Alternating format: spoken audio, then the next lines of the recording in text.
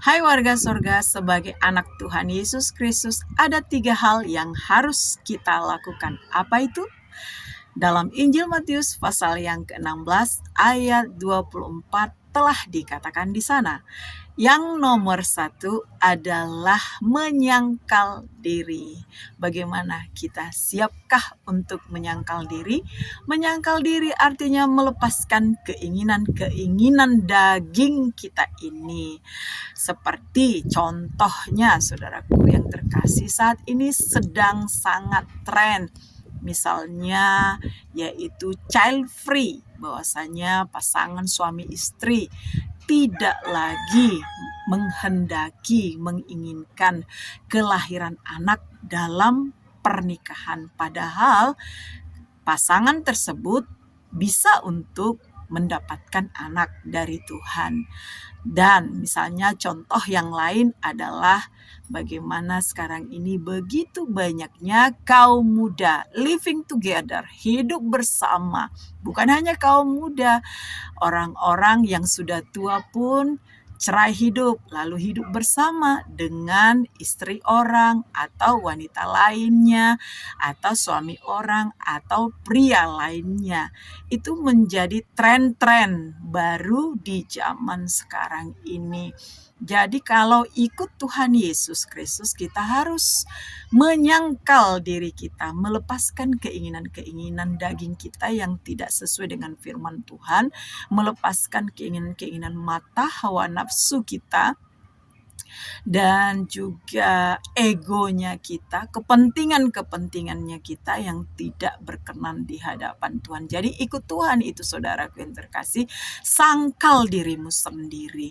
Jadi tidak menuruti lagi keinginan mata kita ini. Keinginan mata kita ini selalu ingin kita berbelanja. Kalau wanita, kalau pria misalnya selalu ingin berbelanja wanita, ya kan? Jadi saudara-saudaraku yang terkasih, kalau mengikut Tuhan harus sangkal diri. Jadi penyangkalan diri itu sangat penting kita kerjakan dalam mengiring Tuhan Yesus.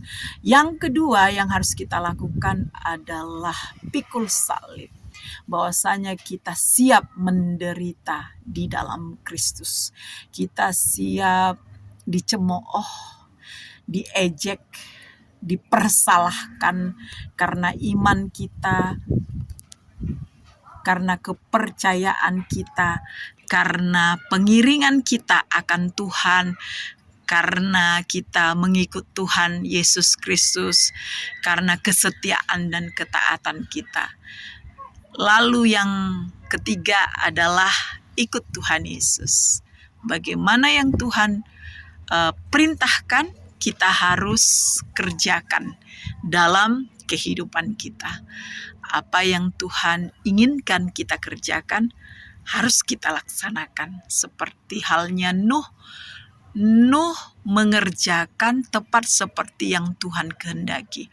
Ketika Tuhan meminta Nuh membuat satu bahtera sebelum terjadinya air bah, Nuh mengerjakan kapal itu bertingkat atas, tengah, dan bawah. Nuh mengerjakan seperti perintah Tuhan. Kita juga telah menerima firman Tuhan. Mari kita mengerjakan seperti perintah Tuhan. Kalau Tuhan berkata bahwa tubuh kita ini adalah bait Roh Kudus, baitnya Tuhan, bahwa tubuh kita ini adalah rumah Tuhan, mari kita tidak mengotorinya dengan perkataan yang salah, perbuatan yang salah, tidur dengan berganti-ganti pasangan, tidur dengan sembarangan orang. Begitu juga mari kita beribadah dengan benar, tidak mencampurkan budaya kita, adat istiadat kita yang tidak benar, dengan firman Tuhan.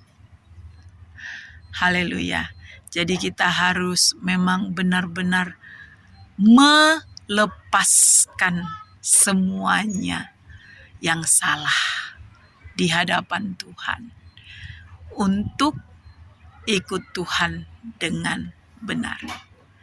Jadi sangkal diri, pikul salib.